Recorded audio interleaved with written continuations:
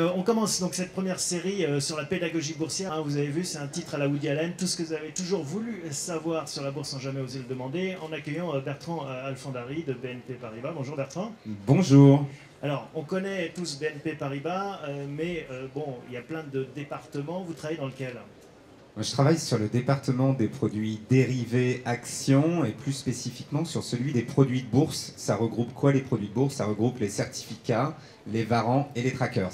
On attaque tout de suite par le haut du panier, hein, même si on va revenir sur quelques principes élémentaires de la bourse, hein, parce que les jeunes gens parmi cet auditoire veulent sans doute savoir un peu la base avant de rentrer dans le détail. Vous faites quoi en fait chez BNP Paribas dans ce département? Moi, je m'occupe du marketing et de la vente de ces produits-là. Bon, si on commence par les grands principes boursiers, hein, moi j'ai retenu, après quelques années de commentateur, en tant que commentateur boursier, qu'il fallait un petit peu, comme dans la Bible, se connaître soi-même pour être un bon investisseur. Ça passe par quoi, se connaître soi-même avant d'investir? Se connaître soi-même, c'est savoir quel niveau de risque je suis prêt à prendre déjà. Donc savoir déjà l'argent que je place en bourse, est-ce que je suis prêt à le perdre? À partir du moment où on n'est pas prêt à perdre son argent, pas le moindre centime, à ce moment-là, investir sur les marchés financiers, c'est évidemment exclu. Donc se connaître soi-même, c'est déjà savoir si son argent qu'on investit, on est prêt à en perdre tout ou partie. Oui, donc connaître le niveau de risque, oui, en effet, non, mais il faut le préciser. Et en effet, le profil de quelqu'un qui a 18 ans ou quelqu'un qui a 65 ans va pas être le même et son aversion au risque pas la même.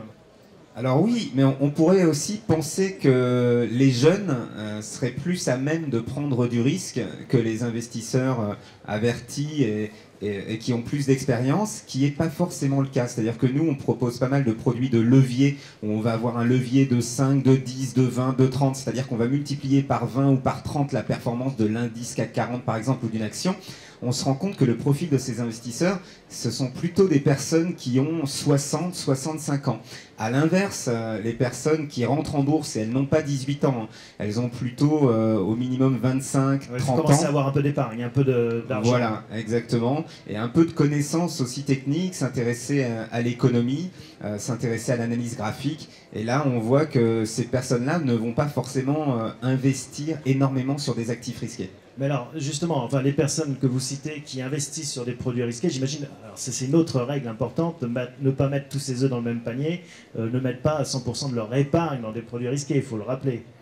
Oui, de toute manière, si on regarde la composition globale d'un patrimoine, il y a déjà les actifs immobiliers qui composent ce patrimoine. Ensuite, il y a encore beaucoup d'argent qui est investi sur les actifs monétaires, sur les actifs liquides, non risqués ou obligataires, sur les fonds en euros des contrats d'assurance vie.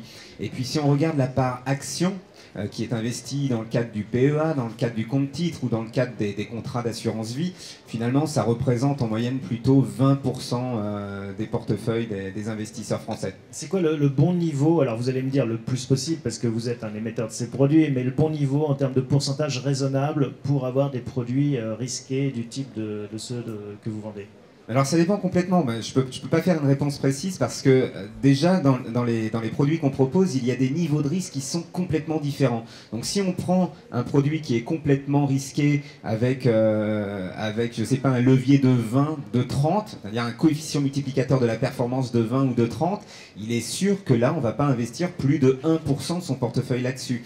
Après on a d'autres produits qui sont similaires aux actions mais qui permettent de se protéger contre la baisse de ces actions. Et là dans ce cas-là, si on considère qu'avoir 30% d'actions dans son portefeuille c'est bien, on peut avoir 30% de ces produits-là. Mais voilà, il y a vraiment une réponse par client. Et c'est là où il faut se connaître soi-même, on revient à ce point, en fonction de son appétence et de son profil de risque. Voilà, en fonction de son degré de connaissance aussi des marchés, en fonction de l'outillage informatique que l'on a aussi. Se connaître soi-même, c'est aussi savoir dans quelle régularité je vais avoir accès à l'information, aussi bien sur les indicateurs économiques et financiers que sur l'évolution du produit lui-même. Alors si on raisonne par tranche de produits, les produits pour lesquels il faut avoir de l'information seconde par seconde ou en tout cas quotidienne, ce sont lesquels? Là, c'est ce qu'on appelle communément les produits de levier. Donc là, on va sur les turbos, les certificats turbo, par exemple sur indice ou sur action ou sur le pétrole ou sur l'or. Donc ça veut dire qu'il faut être devant son ordinateur non-stop, devant Internet? Non, alors certains qui sont des investisseurs professionnels et en font quasiment en font leur métier, oui, vont être sur les écrans. Ce sont de véritables traders, ce sont des particuliers, mais ce sont des traders particuliers. Et ceux-là, ce qu'on appelle les day traders. Hein. Ce sont des day traders et ceux-là, oui, vont avoir le nez sur la séance en intraday. En revanche, un investisseur particulier qui souhaite se positionner sur des produits de levier a tout intérêt à regarder, on va dire ça, au moins une fois par jour, 2 ou 3 fois par jour. C'est-à-dire quand on rentre le soir du boulot, on a le temps, et c'est un bon rythme aussi, tous les soirs, de surveiller un peu où sont ses positions, ou c'est trop tard? Non, je dirais que c'est à la limite trop tard, parce que souvent on se positionne sur des produits qui cotent entre 9h et 17h30, comme les actions du CAC 40. Donc à la limite, il faudrait regarder à l'ouverture, à la mi-séance et un peu avant la clôture ou à l'ouverture des marchés américains. Donc il y a peut-être 2-3 moments cruciaux dans la journée où il faut être vigilant sur les marchés quand on souhaite se positionner sur ces produits de levier. Est-ce qu'il y a des produits de levier, enfin des produits à levier que l'on peut regarder une fois par semaine par exemple? Ça existe hein?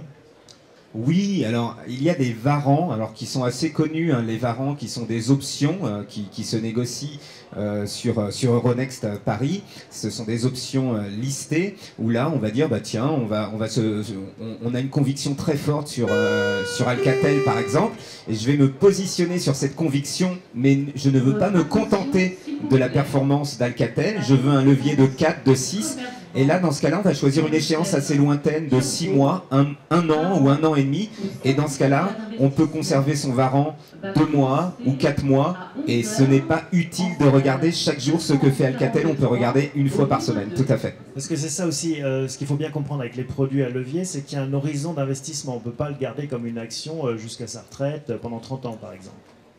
Alors, on va dire que sur des produits de levier, non, on n'est quand même pas sur des stratégies d'investissement à très long terme, c'est-à-dire supérieures à 5 ans, même à 10 ou à 30 ans. Non, on n'est pas sur des actifs obligataires ou sur des actifs monétaires. On est plutôt, quand on regarde les produits de levier, sur des investisseurs qui investissent sur quelques minutes, quelques heures ou quelques jours. Donc il faut avoir raison tout de suite. En fait, il faut se dire, là, il y a un coup à jouer et il faut gagner tout de suite ou couper tout de suite. Oui, alors c'est bien de se fixer des seuils, c'est-à-dire de se dire ne pas être trop gourmand et se dire voilà, à partir du moment où je considère qu'une performance de 15%, qu'elle soit réalisée en 10 minutes, en 10 jours ou en 1 mois, en sortir, se fixer des seuils comme ça préalables et à l'inverse se dire que si j'enregistre une baisse de 15% ou de 30%, je dois en sortir aussi. Oui, ce sont des réflexes à avoir au préalable. Mais juste une petite précision, il y a aussi des produits de bourse qu'on appelle des turbos infinis, qui n'ont pas de date de maturité, qui permettent de prendre position. Donc là, on est bien sur des stratégies de levier et qui permettent de prendre position sur l'or, par exemple, sur le pétrole ou sur des matières premières agricoles, sur des horizons moyen-long terme, puisqu'il n'y a pas de date d'échéance sur ces certificats-là. Quel est le profil des utilisateurs, des acheteurs de ces produits? Est-ce qu'il évolue depuis quelques années? Alors non, nous, on essaye de le faire évoluer. Parce que c'est toujours bien de se diversifier en termes d'investisseurs. C'est assez étonnant en fait. La moyenne d'âge chez BNP Paribas, hein, puisqu'on n'a pas la possibilité de voir chez les autres émetteurs, chez BNP Paribas, la moyenne d'âge c'est 56 ans. Donc déjà, on n'est quand même pas sur des investisseurs qui rentrent en bourse. On a 85% d'hommes. Donc c'est très masculin et c'est plutôt des pré-retraités ou retraités qui ont du temps justement à consacrer à la recherche d'informations. Et nous on essaye de rajeunir ces investisseurs et de féminiser aussi parce qu'il n'y a pas de raison que les femmes ne s'intéressent pas à ce type de produit. Bon, vous avez plein de jeunes femmes là, vous allez pouvoir convertir peut-être quelques-unes dans la salle.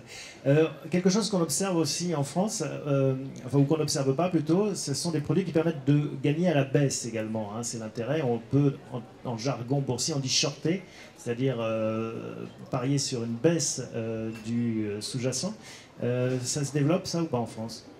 Alors les gammes de produits se développent, il y a pas mal de volume hein, sur ce qu'on appelle des stratégies baissières, c'est-à-dire si je reprends les turbos ou les varans, on va être sur des varans put ou des turbo put, alors que quand on est sur des stratégies haussières, on est sur des varans call et des turbo call. Donc là, ce qu'on remarque en France, c'est que l'investisseur français aime bien quand même se positionner à la hausse. Quand il se positionne sur le marché, c'est qu'il anticipe une hausse. Ce qui n'est pas forcément le cas de nos voisins allemands ou italiens ou anglo-saxons. C'est-à-dire qu'on est plus optimiste? Je ne dirais pas ça, je dirais peut-être qu'on a une culture financière peut-être moins importante. Déjà, les produits de levier sont moins développés en France qu'ailleurs. Et que, voilà, quand on investit vraiment en pensant que la valeur va faire plus 10, plus 15, plus 20. On n'investit pas parce qu'on pense qu'une valeur va faire moins 10, moins 15, moins 20. Et on n'investit pas non plus quand on pense qu'une valeur va faire 0. Alors qu'il est possible de générer une performance quand une valeur fait moins 5, 0, plus 5. Il est possible de générer une belle performance. Et là, il y a des produits comme ça qui existent en Allemagne qui sont extrêmement développés. Bon, pour finir cet entretien, et puis après on va passer la parole à la salle qui, j'imagine, bouillonne de questions. Quel est le conseil, la règle qu'il faut garder en tête quand on touche à ces produits à levier? Alors, moi je vais reprendre votre introduction, se connaître soi-même, évidemment. Et puis je dirais aussi ne pas commencer, pour les débutants, hein, ne pas commencer directement en investissant réellement. Moi, le conseil que je donnerais, c'est vous avez tout un tas d'outils qui sont proposés par les émetteurs, par Nice Euronext, par vos brokers, par vos courtiers en ligne, enfin vos intermédiaires financiers, pour simuler des scénarios d'investissement, des performances, et vous avez même des portefeuilles virtuels. Donc moi, le conseil que je vous donnerais, c'est d'abord ouvrez un portefeuille virtuel, regardez comment chaque produit évolue en fonction des évolutions des marchés, et puis là, vous allez vous faire des peurs, ou vous allez vous faire plaisir, mais ce sera pour de faux, et bien avant de rentrer dans la vie réelle, et vous serez moins déçus. Avec des balles réelles. Bon. Avec des balles réelles, si on veut. Merci. Ou des fleurs réelles. Merci Bertrand. Je me tourne vers la salle maintenant.